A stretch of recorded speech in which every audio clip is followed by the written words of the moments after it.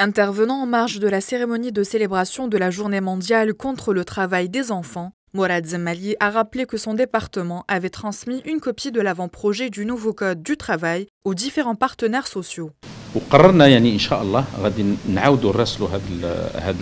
avons décidé de relancer les partenaires sociaux, mais pas seulement les organisations syndicales et patronales, même d'autres secteurs et les walis, ce qui leur permettra de s'enquérir de son contenu et présenter par la suite leurs observations et propositions.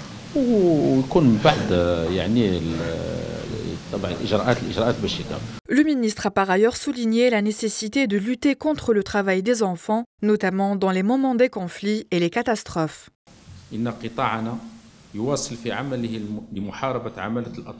Notre secteur continue d'œuvrer pour la lutte contre le travail des enfants, que ce soit à travers la coordination intersectorielle de la Commission de lutte contre le travail des enfants ou par l'action de l'inspection du travail qui procède de manière permanente au contrôle du respect de l'âge légal au travail à travers les inspections quotidiennes, mais aussi les enquêtes régulièrement lancées pour s'enquérir de l'état de l'application de la loi en matière de respect de l'âge légal de travail.